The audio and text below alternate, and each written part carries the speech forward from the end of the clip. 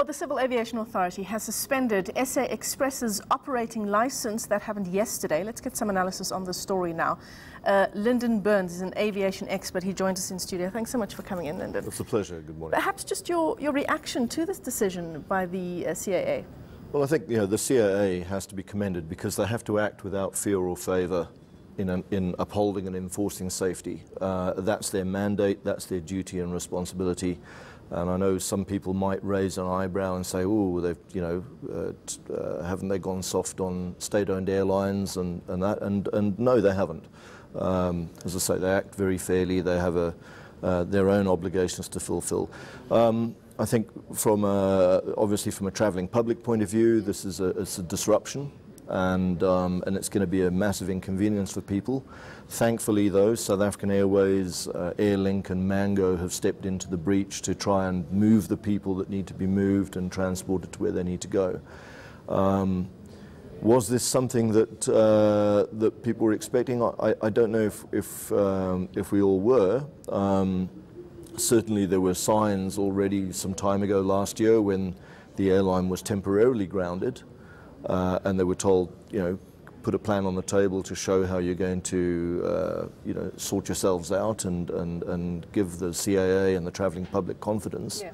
And clearly, that hasn't worked. And the CAA have now felt that it's appropriate to ground the airline. Just in terms of, perhaps just to clarify for the sake of our viewers, where does SA Express fall in terms of South African Airways? Okay, so South African Express and SAA have a franchise agreement.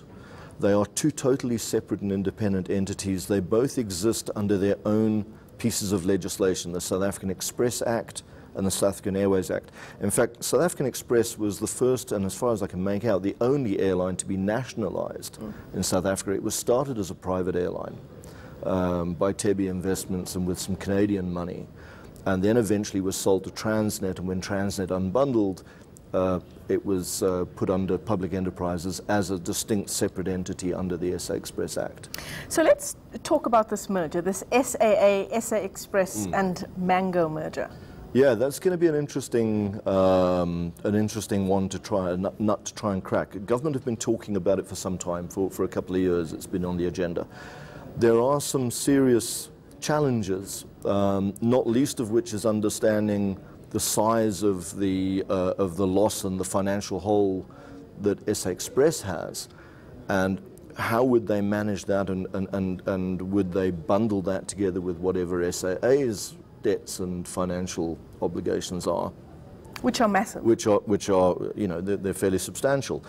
But then there are more pragmatic things that have got to be dealt with. If we just take a look at personnel, you've got people employed at those three airlines on different terms and conditions of employment.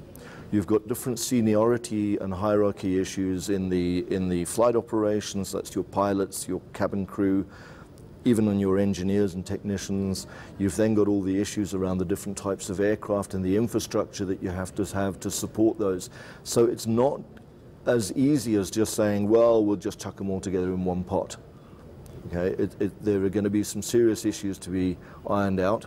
And none of those issues were alluded to in this merger?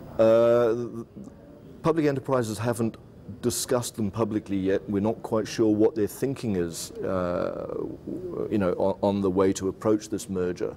I'm sure that, the Minister of Public Enterprises is or has applied his mind to it. I can't imagine that they would be going into this blindly, but they are serious things that have to be considered, yeah. And just in terms of, we've been reporting for years on the massive amount, the billions of rand that have been spent in terms of taxpayers' money on South African Airways. Yeah. How is that situation remedied or lessened by this merger? I don't know if well, that's going to be an interesting one, because we don't, as I said, we don't know what SA Express is, the true picture of SA Express is. And I think that's only going to become clear over the next few weeks as this review wraps up its work.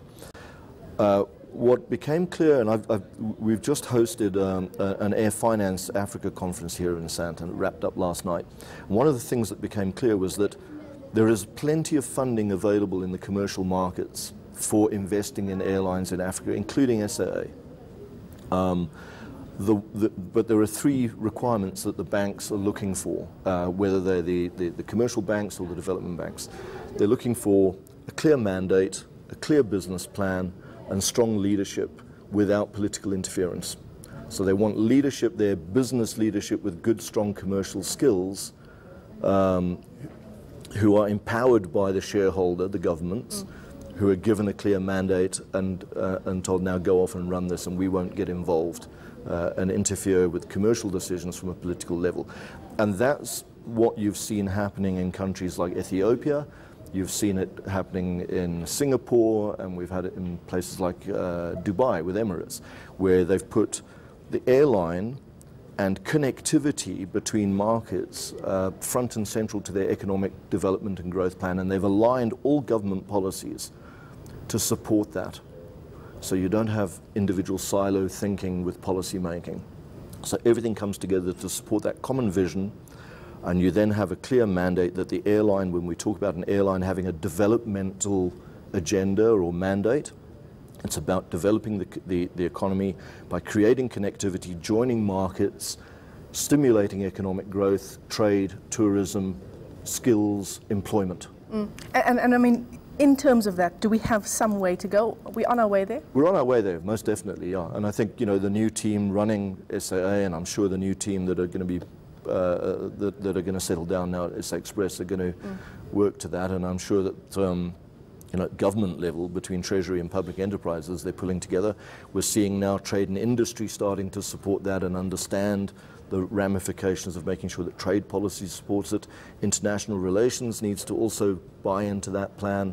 Tourism's part of it. We need Home Affairs to come on board to make immigration and visa rules more user-friendly, let's put it that way, tourist and trader-friendly, because we've seen a migration of business away from Johannesburg. We saw OR Tambo used to be regarded as the primary hub for connectivity in Africa.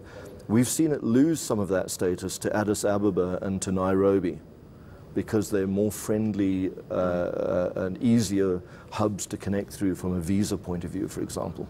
Well, it's an interesting discussion. I wish we had more time. Thanks very much for coming in. Lyndon Burns is an aviation expert joining us in studio, of course, in the wake of SA Express's operating license being suspended.